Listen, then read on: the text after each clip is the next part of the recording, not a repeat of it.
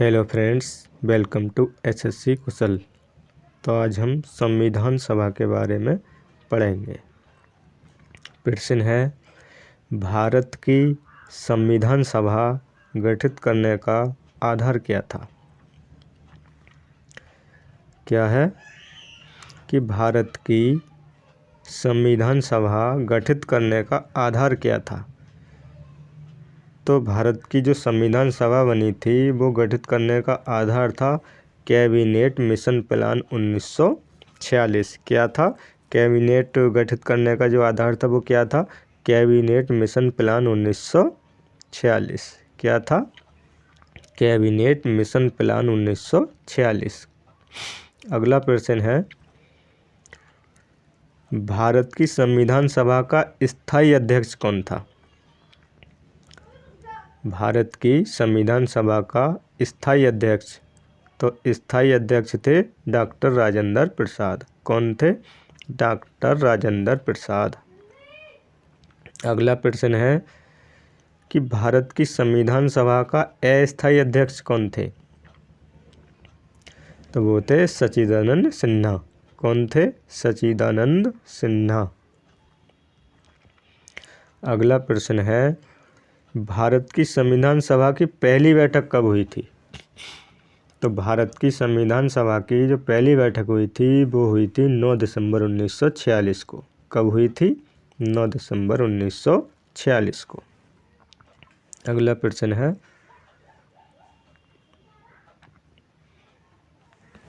संविधान सभा के संवैधानिक सलाहकार कौन थे?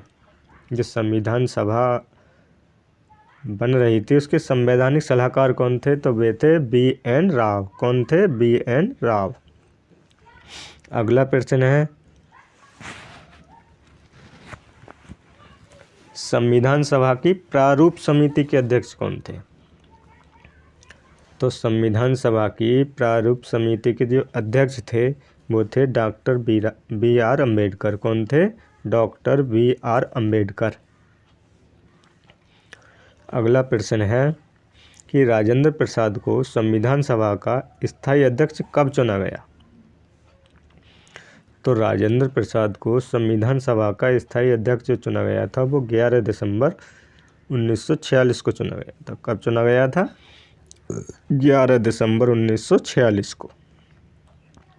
अगला प्रश्न है कि भारत के संविधान को बनने में कितना समय लगा? तो भारत के संविधान को बनने में जो समय लगा था वो थे 2 वर्ष 11 महीना 18 दिन। कितना था? 2 वर्ष 11 महीना 18 दिन। अगला प्रश्न है कि भारत के संविधान का निर्माता किसे माना जाता है? तो भारत के संविधान का निर्माता डॉक्टर बी.आर. अम्बेडकर को माना जाता है। किसे माना जाता है? Doctor B R. अम्बेडकर।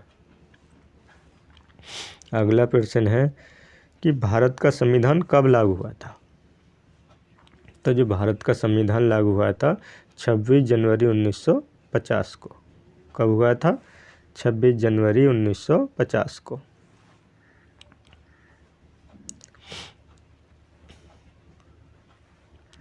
अगला प्रश्न है, भारतीय संविधान सभा में महिला सदस्यों की संख्या कितनी थी? यानी कि जो भारत का संविधान सभा बन रही थी उसमें महिला सदस्यों की संख्या कितनी थी? तो वो थी 15। कितनी थी? 15। अगला प्रश्न है, भारतीय संविधान निर्मात्री सभा में झंडा समिति के अध्यक्ष कौन थे? तो भारतीय संविधान सभा में झंडा समिति के अध्यक्ष जे.बी. कृपलानी थे। कौन थे? जे.बी. कृपलानी। अगला प्रश्न है, संविधान सभा का प्रथम अधिवेशन कहाँ हुआ था? तो संविधान सभा का प्रथम अधिवेशन दिल्ली में हुआ था। कहाँ हुआ था? दिल्ली में। अगला प्रश्न है, भारतीय संविधान के किस भाग को उसकी आत्मा की संज्ञा दी गई है? तो भारतीय संविधान में प्रस्तावना को उसकी आत्मा की संज्ञा दी गई है। किसे दी गई है? प्रस्तावना को। अगला प्रश्न है कि भारत के संविधान की प्रस्तावना किन शब्दों से शुरू होती है। तो भारत के संविधान की जो प्रस्तावना है जिसे आत्मा की संज्ञा दी गई है वो शुरू होती है हम भारत के लोग। किससे शुरू होती है? हम भारत के लोग। अगला प्रश्न है कि भारतीय संविधान में समवर्ती सूची कहाँ से ली गई है। तो भारतीय संविधान में समवर्ती सूची ली गई है ऑस्ट्रेलिया से। कहाँ से ली गई है? ऑस्ट्रेलिया से। अगला प्रश्न है कि भारतीय संविधान की आत्मा किसे कहा जाता है। तो भारतीय संविधान की आत्मा कहा जाता है प्रस्तावना को। किसे कहा जाता है? प्रस्तावना को। भारत का संविधान पूर्ण रूप से कब तैयार हुआ। तो भारत का संविधान पूर्ण रूप से 26 नवंबर 1949 को। कब तैयार हुआ था? 26 नवंबर 1949 को। अगला प्रश्न है भारत के संविधान की प्रस्तावना में समाजवादी और धर्मनिरपेक्ष शब्दों को किस संशोधन द्वारा जोड़ा गया था। तो समाजवादी और धर्मनिरपेक्ष शब्दों को 42वें संशोधन द्वारा जोड़ा गया था। कौन से संशोधन के द्वारा जोड़ा गया था? 42वें संशोधन द्वारा। अगला प्रश्न है विश्व का सबसे बड़ा और लिखित संविधान किस देश का है। तो वो है भारत का। कहाँ का है? भारत का। अगला प्रश्न है कि भारतीय संविधान का अभिभावक कौन है। तो भारतीय संविधान का जो अभिभावक है वो है सर्वोच्च न्यायालय। क्या है? सर्वोच्च न्यायालय। अगला प्रश्न है भारत में वयस्क मताधिकार की उम्र सीमा क्या है। तो भारत में वयस्क मताधिकार की जो उम्र सीमा है वो है 18 वर्ष। कितनी है? 18 वर्ष।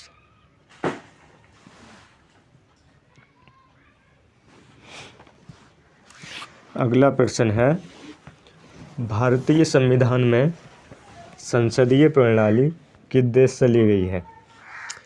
तो भारत के संविधान में संसदीय प्रणाली इंग्लैंड से ली गई है। कहाँ से ली गई है? इंग्लैंड से।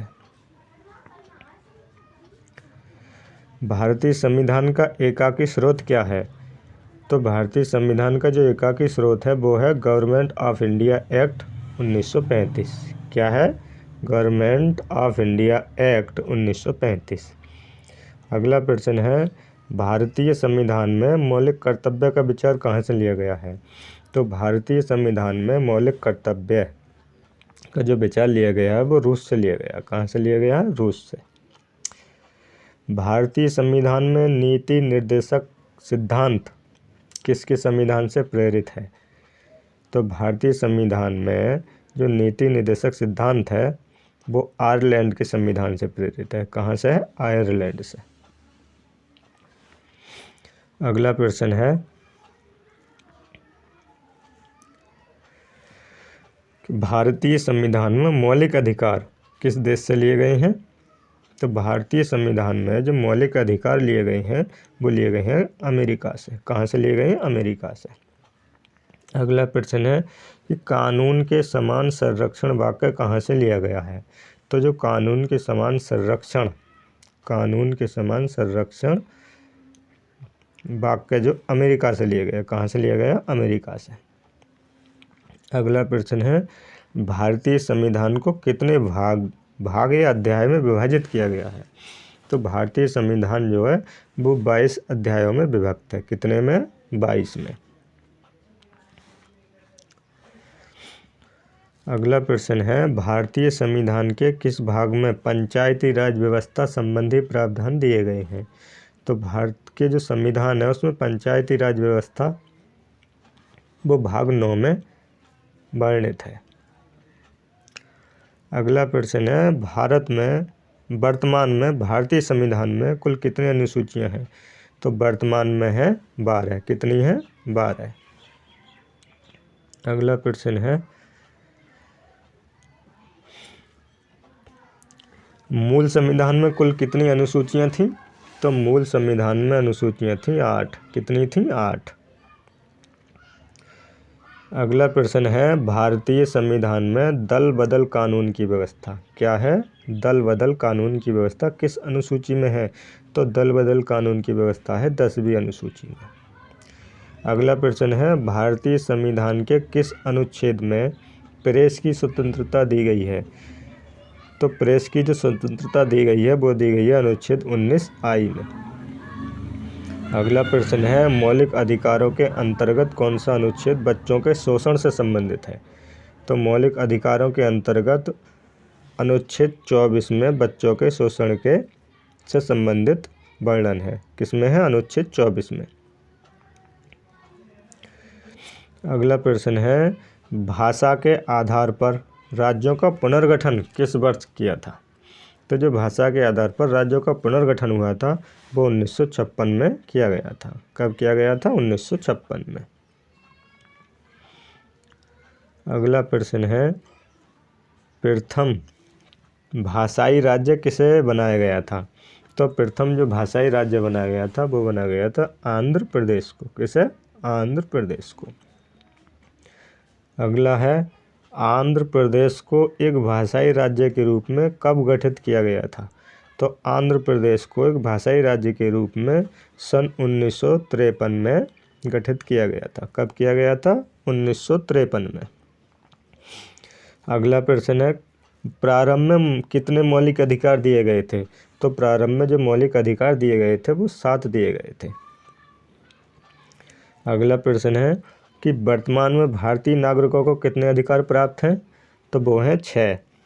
वर्तमान में भारतीय नागरिकों को 6 अधिकार प्राप्त हैं। अगला प्रश्न है कि मौलिक अधिकारों का निलंबन कौन कर सकता है?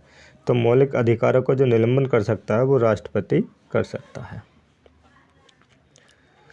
अगला प्रश्न है कि मौलिक अधिकारों के बारे में सुनवाई करने का अधिकार किसे है? तो मौलिक अधिकारों के बारे में सुनवाई करने का जो अधिकार है वो है सर्वोच्च न्यायालय को। किसे है? सर्वोच्च न्यायालय को।